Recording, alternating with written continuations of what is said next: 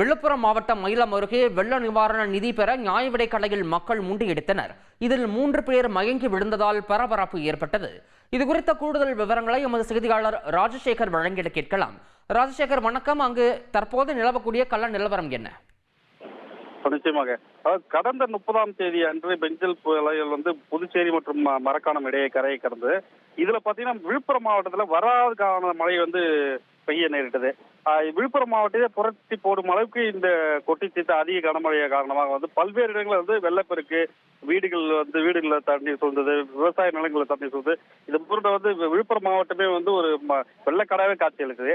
இந்த நிலையில பாத்தீங்கன்னா தமிழக அரசானது பாத்தீங்கன்னா மழையால் பாதிக்கப்பட்ட எல்லாருக்கும் அட்டைதாரர்களுக்கு 2000 ரூபாய் நிதி உதவி வழங்குவதாக அறிவித்தது. இந்த நிலையில பாத்தீங்கன்னா நியாய விலைக் கடை மூலம் 2000 ரூபாய் வெள்ள நிவாரணமாக பொதுமக்களுக்கு விநியோகம் செய்து வந்தனர். இந்த நிலையில பாத்தீங்கன்னா மயிலம் அருகே உள்ள ஆல கிராமத்தில் உள்ள கேரண்டி இல்லாம யாராச்சும் 1 ரூபா கொடுப்பாங்களா? ஆனா சிஜிடிஎம்எஸ் திட்டத்துல 5 கோடி ரூபாய் வரைக்கும் கடன் உதவி கொடுக்கறாங்க. எப்படின்னு தெரிஞ்சுக்கணுமா? ஃப்ரீடம் ஆப்பை டவுன்லோட் பண்ணுங்க. மேற்கு நியாய விலைக் கடையில இன்று 2000க்கான வெள்ள நிவாரண நிதி வழங்கப்பட்டு வந்தது. இந்த நிதியை வாங்க கிட்டத்தட்ட நூற்றுக்கணக்கான பேர் அங்க ஒரே நேரத்துல ஒன்று திரண்டதால அந்த நியாய விலைக் கடை ஒரே பரபரப்பாக காணப்பட்டது.